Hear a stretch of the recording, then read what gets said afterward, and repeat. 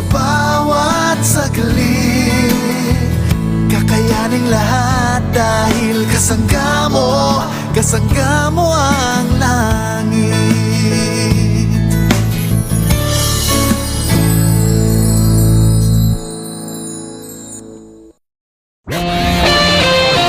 The views and comments of the hosts and guests are not necessarily those of the station.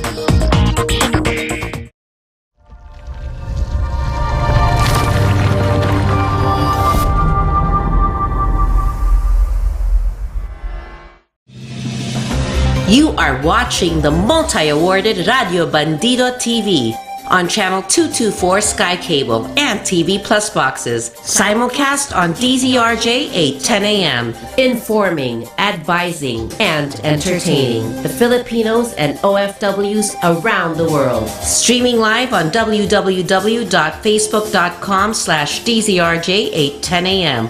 or on YouTube, channel RJAM News. To all Teleradio Bandido viewers and listeners, you can now watch Teleradio Bandido on our new YouTube channel, RJAM News. Hit the subscribe button and like the video. Don't forget to click the bell icon so you get notified when a new video gets uploaded. Don't miss out on our dynamite lineup.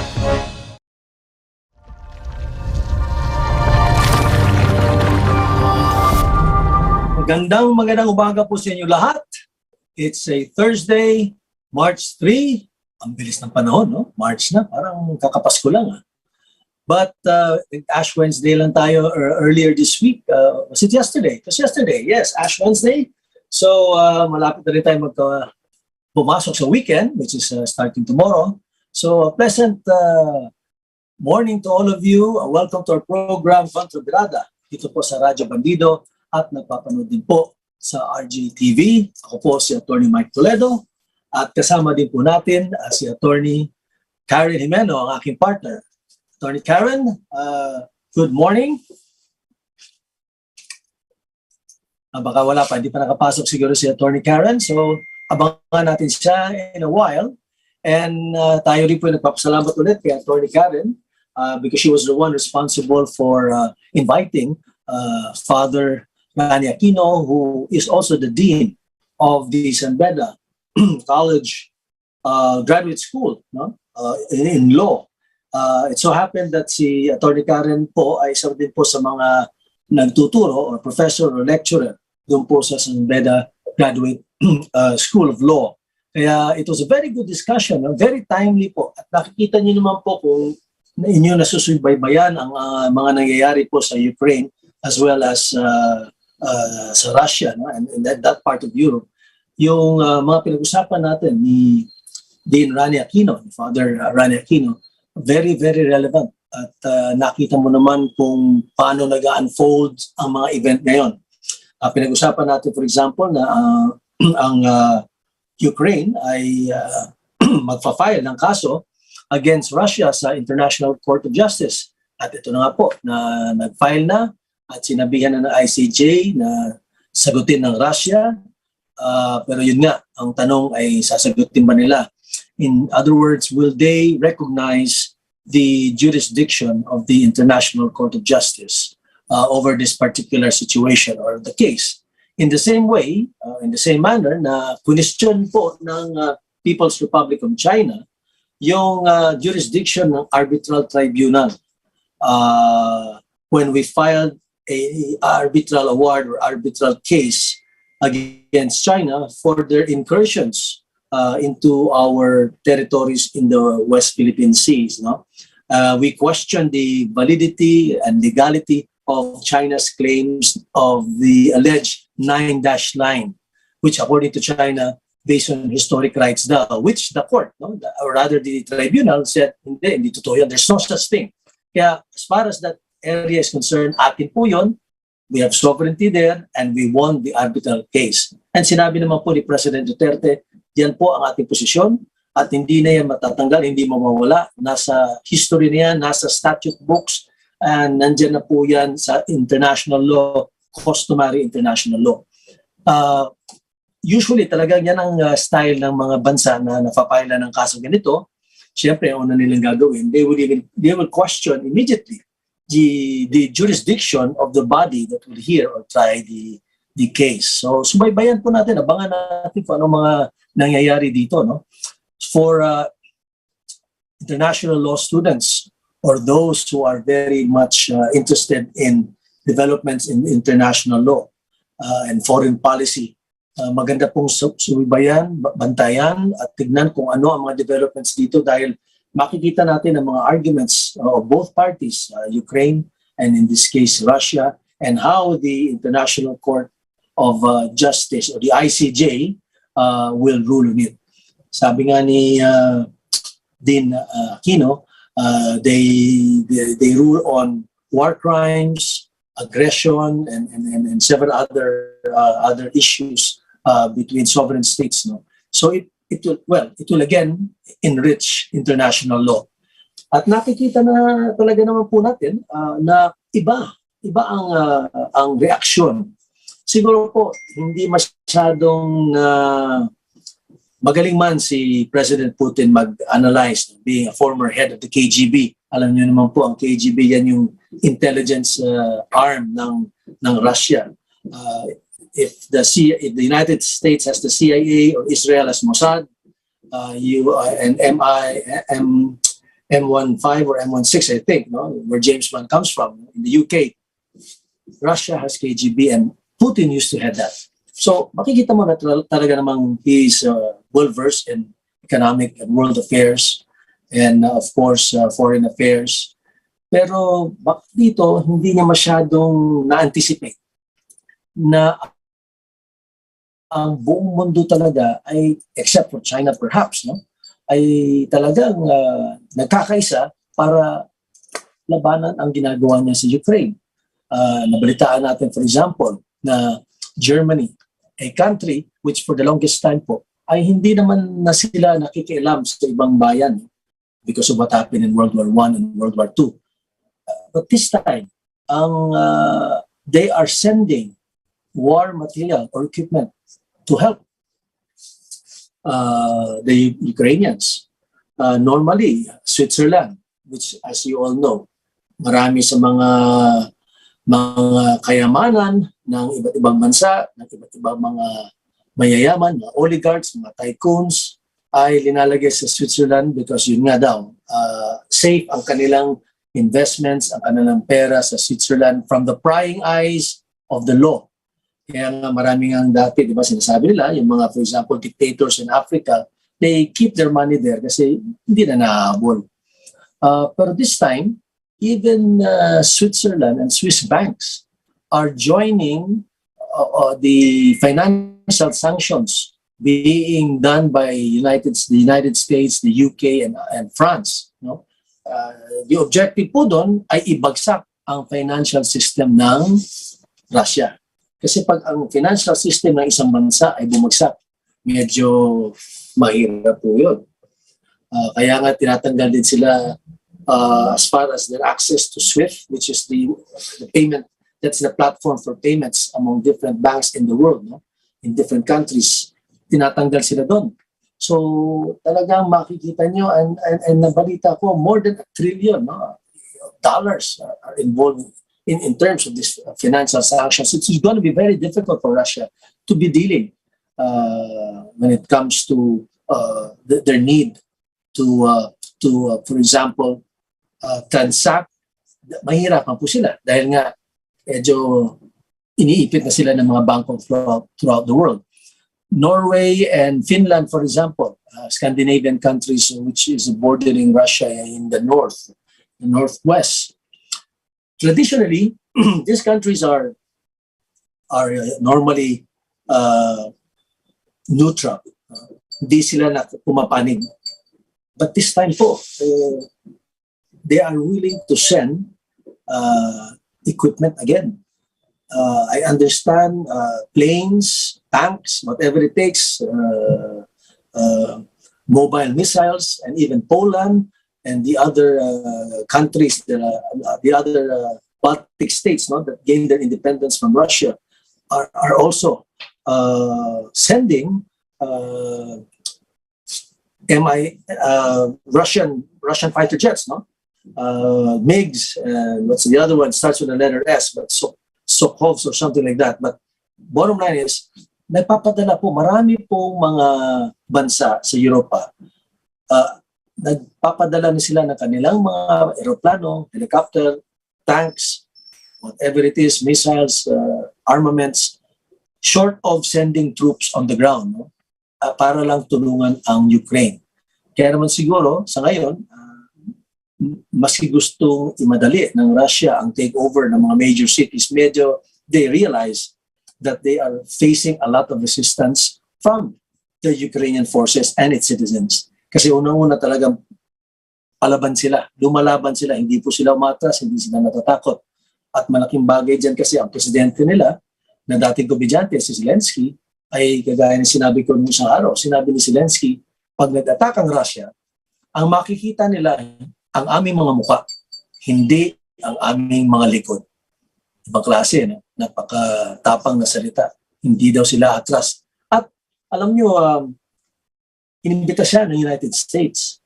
Sabi ng United States, siguro mas maigi para safe ka, pati pamilya mo. Ilipad ka na muna namin sa Amerika at you can be a government in exile. No? Doon ka po.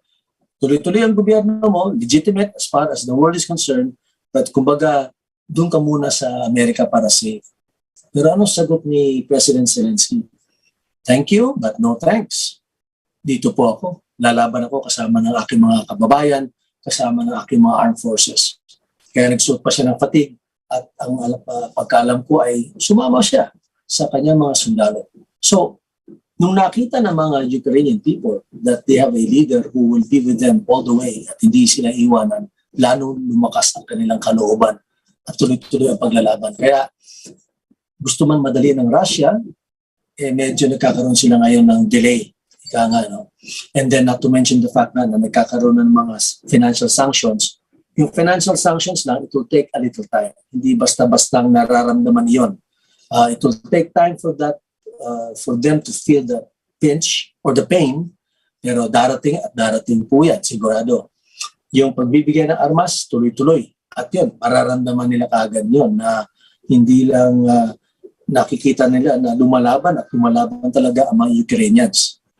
Pag binigyan mo ang mga tao na matapang at buo ang loob na lumaban ng mga armaments, modern equipment to fight in a war, maniwala ka, siguro history has shown us that they will definitely not be defeated that easily. Kung matalo man sila, eventually, bugbog naman din yung kalaban nila bago sila natalo. Kasi let's face it, Russia is a much, much, much bigger and stronger military-wise and economically speaking, they're really much bigger than Ukraine. But the Ukrainians will be fighting.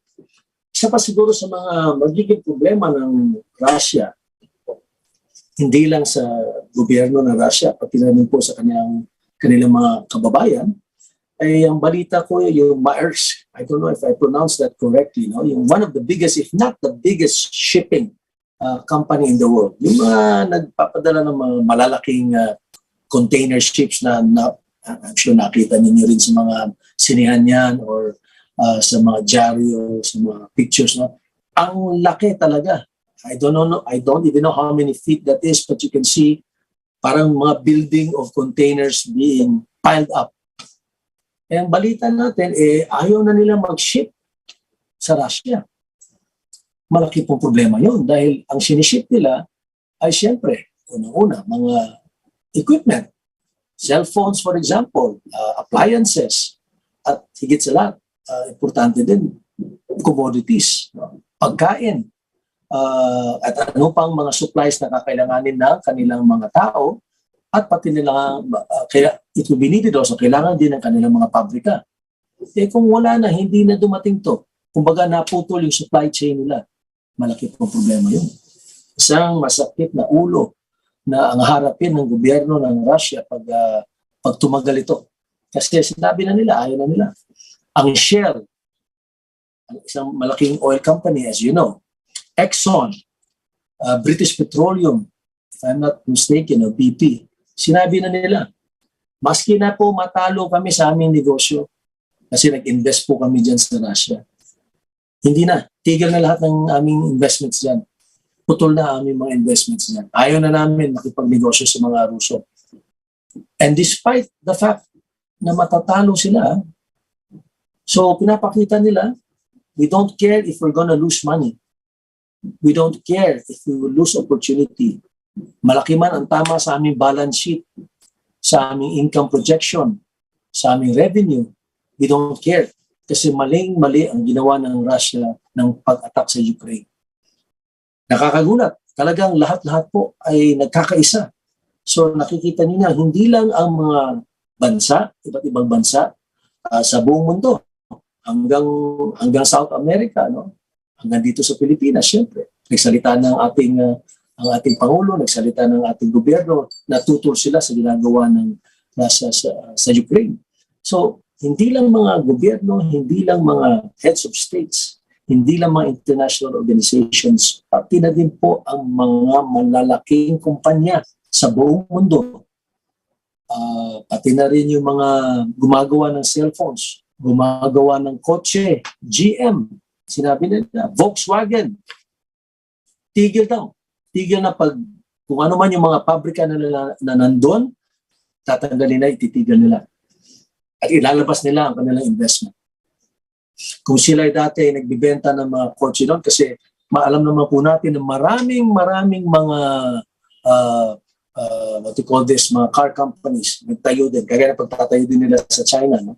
Ng mga distributorships, manufacturing plants. Kasi malaki ang merkado, malaki ang market din ng Russia. As you know, Russia, I believe, is the 11th largest economy in the world. And in terms of oil, it provides more than 30%, if I'm not mistaken, of oil also, no? And a lot of oil and gas, especially to Europe. So malaking merkado ang Russia. Kaya nagtatayo ng mga maraming pabrika doon, car distributorship. Pero alam mo, maski matalo daw sila, ayaw na nila. Aalis sila, lalabas sila, at ayaw nilang makipag-business sa mga Russians dahil sa ginawa nila sa Ukraine. So talagang it's really something, no? It's really something to this is something really new.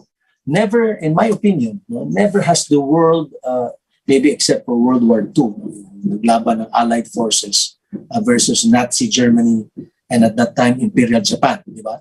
You had the Axis powers, which was Italy, Italy, Germany, and Japan as the Axis powers versus the Allied powers led by the United States and the United Kingdom, France, and the other countries, as you know. Isa na rin tayo sa lumaban. Kasama ng ating mga brothers na Amerikano. Marami sa ating mga Pilipino na namatay noon. But doon, nagkasama-sama ang mundo laban sa mga Axis powers. And it's been a long time since talaga ang mundo ay nagkaisa. Lahat talaga.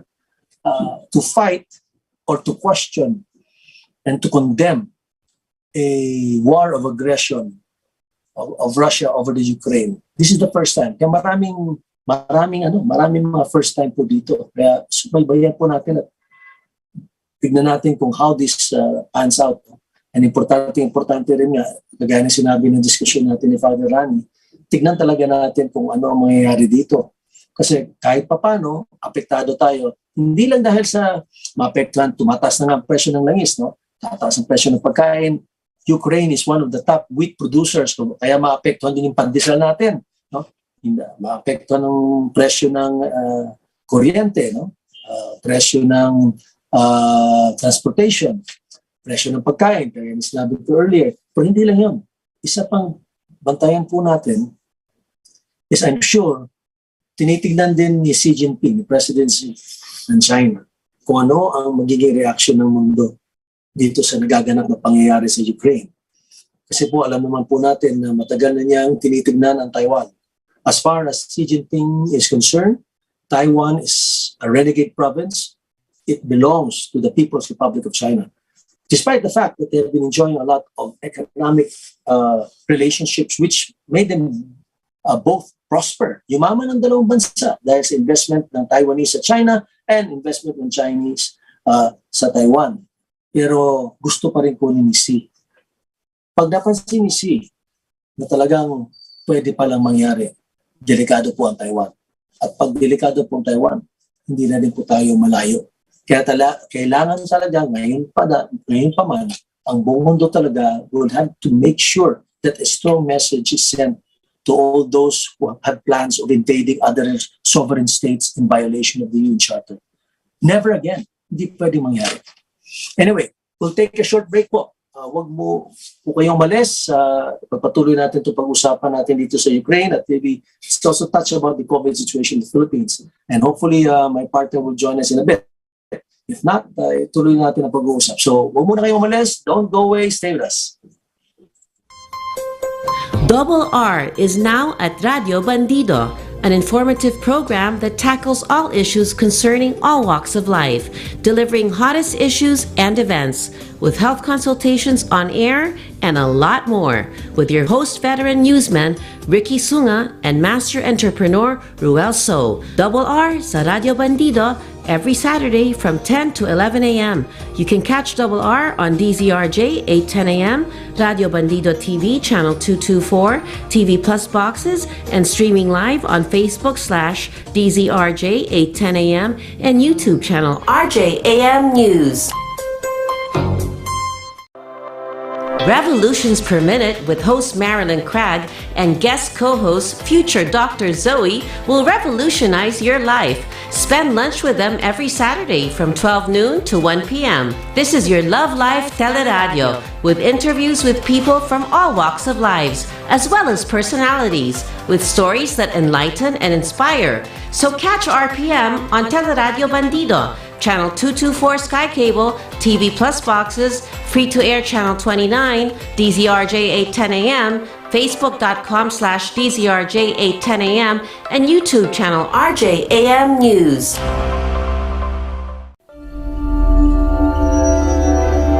Welcome back, and again, thanks for joining us.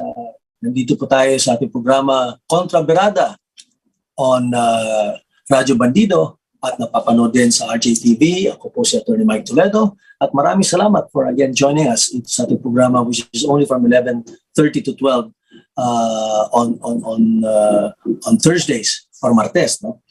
Kagaya na sinabi ko earlier bago tayo nag-commercial break, alam naman natin na dahil nga dito sa kaguluhan na nangyayari o nagaganap sa Ukraine ay ang presyo ng gasolina ay tumaas. Umabot na yata po sa $105 per barrel, which is really very high. Malaki po ang epekto diyan sa buong mundo at sa ating bansa. Kaya nga po, minabuti ng ating pong Pangulo, si President Duterte, in-announce niya na baka because of these developments, which perhaps it may take a while before it is resolved, he is suggesting that the Congress perhaps reviews the oil deregulation law. Alam mo itong batas na ito ay napas, I believe, in the early 90s or mid-90s. The oil deregulation law, which deregulated the industry. But he feels that maybe perhaps members of Congress who will convene again sometime May 20-something after the May 9 elections. By that time, we'll have a new president and vice president. And he is hoping that perhaps Congress can tackle this because now of surging high fuel prices, oil prices. Now, I'm sure there's going to be a lot of discussions, debate as to whether such should be the case. Kailangan ba talagang reviewin or palitan? At kung kailangan talaga po, ano namang mga provisions ng oil deregulation law ang dapat po siguro i-amend or i-revise. Kaya subaybayan din po natin yan. But siguro, let's also talk about the positive things, di ba? About what has been happening as far as COVID is concerned. Thank God, alert level 1 na po tayo. Nag-umpisa po yan noong March 1. And kagaya ng sinabi ni Secretary Mon Lopez, they are hoping that itong lockdowns na ito, not only in NCR, but will also happen in other parts of the country. No? Talaga, as we move forward to the, what you may call, tawag nga nila, new normal. Sinabi nga ni Secretary Duque, they are now preparing plans, no? a roadmap And that is really good, and I salute Secretary Duque for that move na talagang planuhin na po. They're already preparing a roadmap for a new normal to guide each and every one of us on how we should conduct ourselves. Kung ano yung mga regulations, mga protocols na dapat nating sundan as we face what we now call the new normal. Ang sabi ni Secretary Duque, baka ilabas nila ito sometime this week or early next week. Ito po ang mga regulations, the roadmap that the DOH and siguro in coordination na rin po ng IATF, they'll come up with the new rules to guide us. Ang magandang balita is yun nga, bumaba talaga yung hospital utilization rate. And that is a very good sign. Bumaba yung daily attack rate. And balita ko pa nga, as far as the lowest single day rate is concerned, it went down to as low as 866 na lang po in one day, which is definitely one of the lowest. Ang pinaka-lowest yata is sometime in December bago mag-Omicron. Yun ang pinakababa. Pero ito, papunta na po doon at they expect na pababa na po ang tinatawag nating daily attack rate or infection rate. No? So, again, magandang balita. These are very good and welcome developments that the economy is opening much further. People's confidence are coming back. People are going out. People are buying things. People are going to establishments and restaurants. Nagkakaroon na po ng malaking sense of normalcy, so to speak. And yan po ay very important, no? Para sa atin. Kaya nga, mga hindi pa nagpapabooster, kasi isa sa mga na-notice ng ating mga agencies in charge of vaccination, meron daw at least 36.7% due for vaccination, yung booster shot, no? Unfortunately, mga 10 million pa lang daw po ang nagtitake advantage of it. No? So, ang pananaw nila, the reason for that ay siguro, yun nga, medyo naging complacent pa rin tayo ng konti. There's no sense of urgency for those to take the booster shot. Kaya nga siguro kailangan let's remind ourselves, no? Mga kaibigan natin, let's remind everyone, kung kayo po ay ready na po, set na, naka-schedule na kayo for booster shots, I strongly suggest to take advantage of it at magpa-booster na po kayo. Ang balak yata ng government is to come up with another national vaccination day para talagang to encourage each and everyone na hindi pa nagpapa-booster na magpa-booster na. Sinabi naman ng ating mga doctors, mga dalubhasa, mga experts not only in the Philippines but throughout the world na malaking bagay ditong booster shots, especially for those who are in their seniors or those with comorbidities. After a certain period of time, kailangan na rin magpa-booster shot. Kaya maski na tayo po ay classified na as low risk, no? NCR especially, thank God for that. Salamat sa Diyos talaga. Wag din pa rin tayo maging kampante. So, tuloy-tuloy pa rin yung health protocols kahit paano. Kung talagang you're in a crowded place at hindi ka naman kumakain or whatever, mahirap kasi kumain no, pag may mask, di ba? Malabo talaga yun. Or uminom. Pero, di ba? So, din mo mask. Then, the usual, no? Basic hygiene. Just keep on washing your hands, put alcohol, kung pwedeng umiwas ng masyadong tao, di ba? Kung kayang iwasan, why not? Kasi pababa na nga, no? Pababa na talaga. And these are good signs. And we are hoping really na ito na din po talaga ang katapusan. No? Hindi na siya pandemic at magiging endemic na lang. Ibig sabihin, para na lang siguro flu, na kanya, magkasakit ka, tamaan ka man, hindi ka naman mamamatay, hindi ka kailangan dalhin sa ospital, kasi hindi ka magiging critical ang inyong pakiramdam. So hindi mo rin mapapahirapan ang mga hospital. Hindi ma-overwhelm ang mga hospital. Which by the way nga pala, doon ko na-mention earlier, pati na rin po yung utilization rate ng mga hospital. No? Yung occupancy, sinabi ng Okta, bumaba na rin. So ibig sabihin, talagang maluwag na ang ating hospital with respect to COVID. All of these are very good and positive signs na ang siguro idadasalan talaga natin ay tuloy-tuloy na. Tuloy-tuloy na talaga. Lalo na ngayon kasi nagkakaproblema na nga sa Ukraine. No? Gaya ng isang Viber na natanggap ko. Una, yung COVID. Then yung Odette. Tapos ito naman yung Ukraine. Talagang walang katigil-tigil. Pero we must not lose hope.